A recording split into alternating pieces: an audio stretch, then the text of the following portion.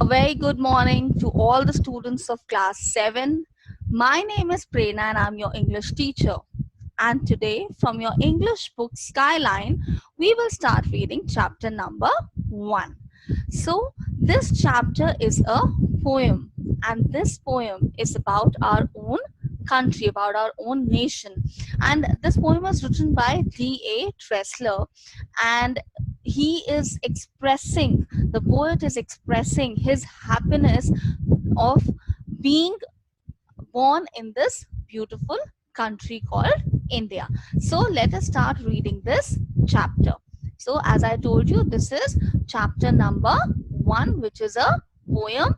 And what is the title of the poem? It is India, My India, the Land of My Dreams. So let us see what the poet has to say about our country, India. On the eve of independence, reflective I sit, gazing on the summer sky, dark but starlit.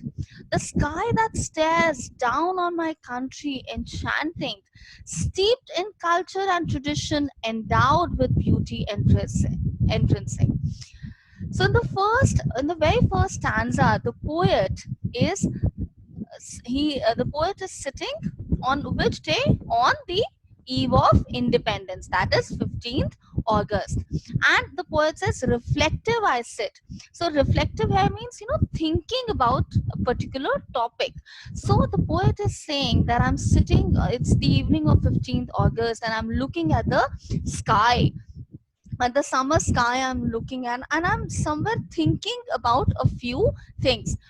Dark but starlit. So what is it that you see on Independence Day from morning till evening? What is it that we see in the sky? The kites. So that is a form of expressing freedom. So this poet is sitting and looking at the sky, which is full of kites. And what is the poet thinking? The poet says, the sky that stares down on my country, enchanting. Enchanting means very beautiful, very attractive. Steeped in culture and tradition means filled with diverse culture and tradition, endowed with beauty and entrancing. So the poet is saying that the sky is looking at my country, and what is it that my country has? It has diverse culture, diverse tradition, which is very beautiful in totality, and it is something. Entrancing means something which has the quality to attract someone. So the poet is saying that even nature is very fond of my country because it is very beautiful and it has diverse culture and tradition. I conjure up diverse fascinating scenes of India, my India, the land of my dreams. Her mighty Himalayas, magnificent arise, her rolling plains verdant under azure skies. So the poet is saying, now the poet is talking more about the natural features or the relief features that are there in our country. The poet is saying, I conjure upon. So conjure means, the poet finds it very magical that India has so many diverse or a variety of fascinating scenes. And what are these diverse fascinating scenes that the poet is talking about? He's talking about the Himalayas, which of magnificent arise. That means Himalayas which are really huge, and rolling plains verdant under azure skies. What is the meaning of verdant? It means green. So he's talking about the greenery that our country has, and he's saying that this entire greenery is under the dark blue skies. Azure means bright blue. Her life-giving streams that bubble and dance. Now the poet is talking about rivers. So in this stanza, the poet was talking about the Himalayas or the plains. And what are Himalayas also called as? They're also called as abode to rivers. Abode meaning home. So he's saying, now he's talking about the rivers. Over pebble and boulder as they gurgle and prance. Her forest luxuriant with creeper and vine appear in their glory before these eyes of mine. So now the poet is talking about the rivers. He's talking about the different sounds that the water of the river makes. So the gurgle is referring to the sound. Prance means moving with a high speed. So the poet is saying that, you know, the river water, it makes many different beautiful sounds, and it moves with a lot of speed. And then it says her forest. Now the poet is also talking about the forest. Her forest luxuriant with creeper and vine. Creeper and vine, we all know, are different kind of plants. Luxuriant referring to very rich. Okay. And then the poet says, appear in their glory before these eyes of mine. So the poet is saying that when I think about India, I just not think about Himalayas, I also think about the different rivers and the forests, which are very rich in terms of resources that they give us. The tawny striped tiger, the peacock imperial, the chattering playful monkeys, the elephants regal. I picture them wild, protected yet free, to roam mile rock, bush, grassland, and tree. Now the poet is talking about different animals that we see in the forest. So he's talking about, first he's talking about the tiger. Tawny means brown or yellow striped. And then he's saying that I see this I imagine this tiger roaming in the forest. And then the peacock imperial.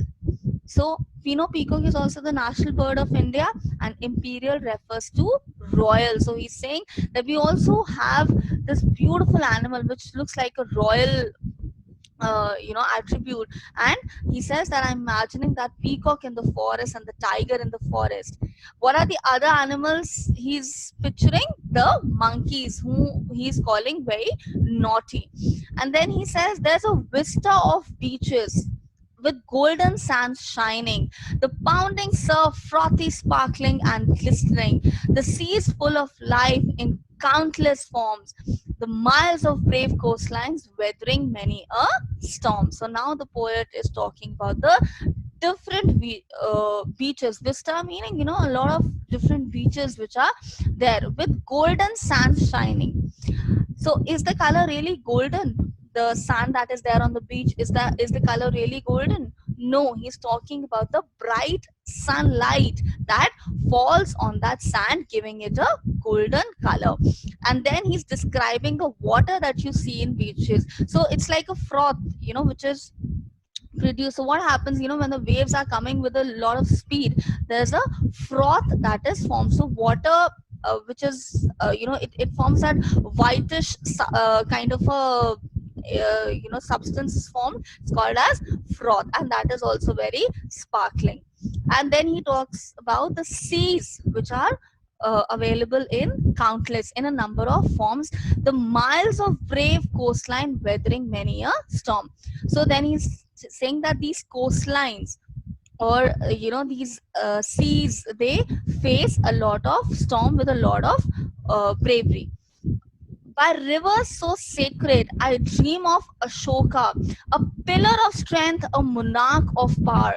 I follow the Buddha's path of moderation that preaches a creed gained through prayer and meditation.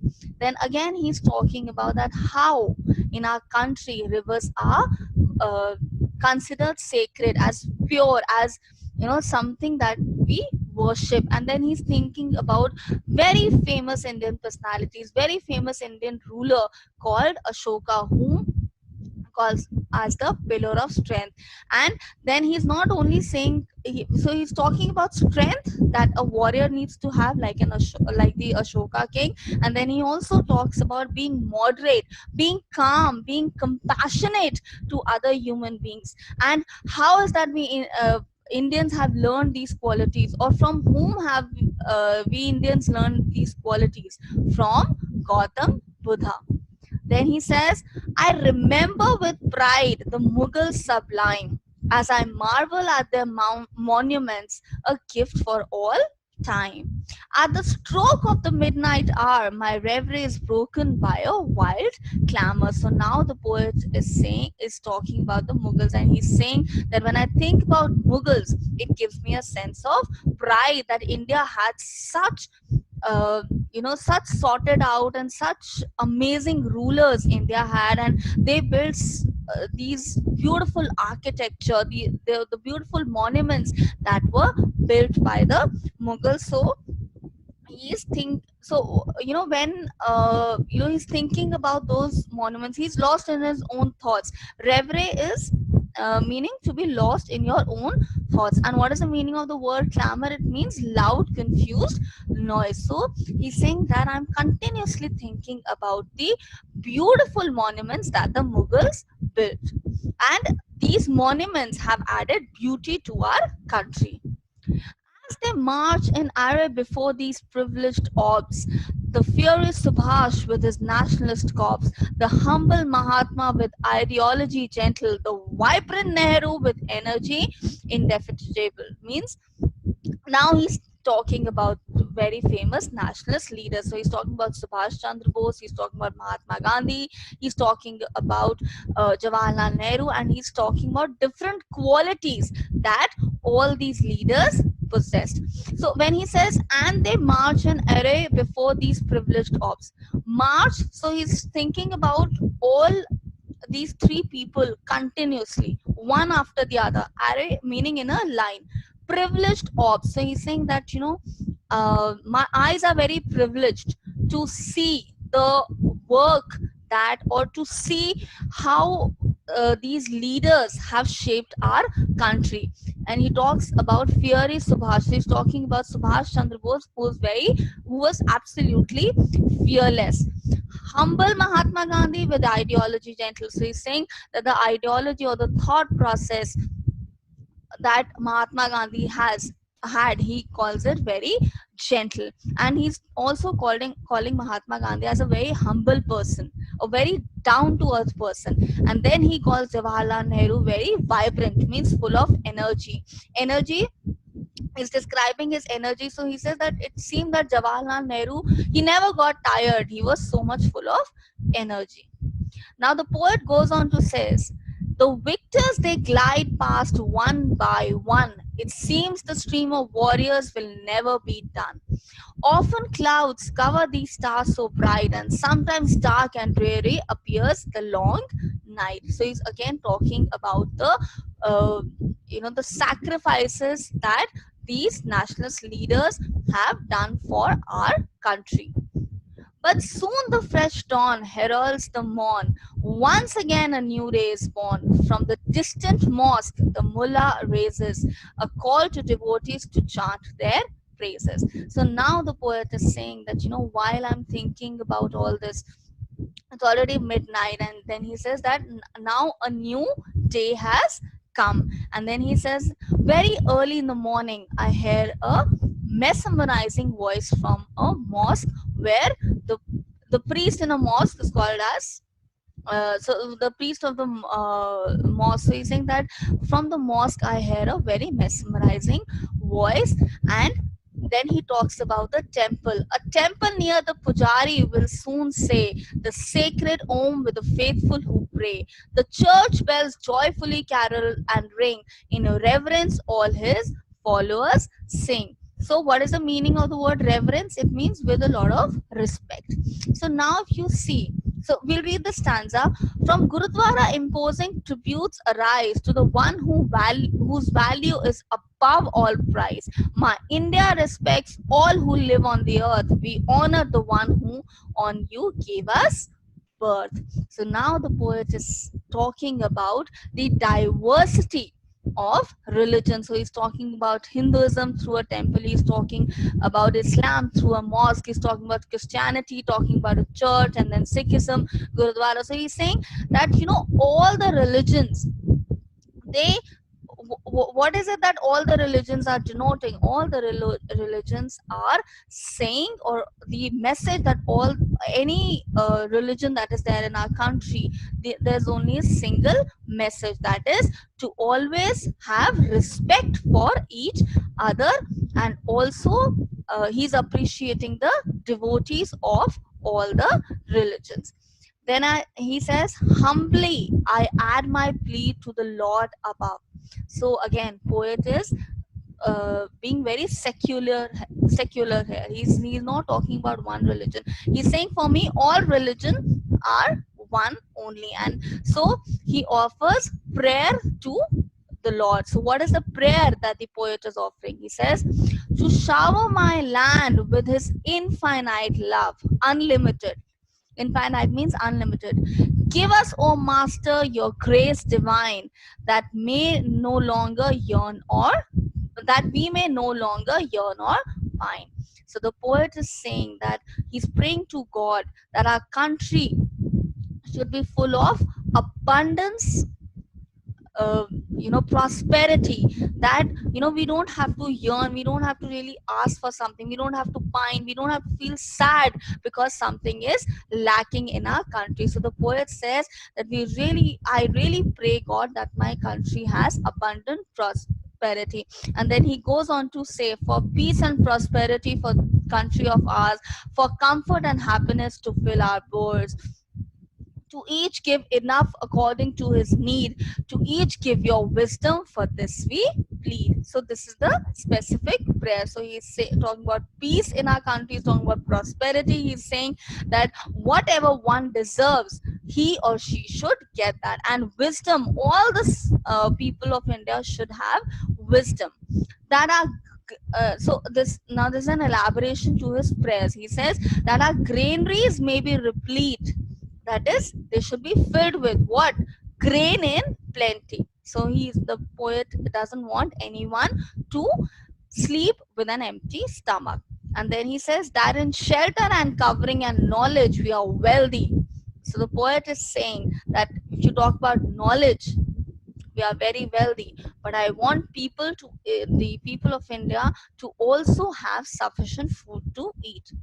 Teach us, O Lord, like brothers to live, your tolerance, your understanding each other to give. So he's saying that you give us the wisdom to live peacefully, to respect each other, so that there is absolute harmony in the country.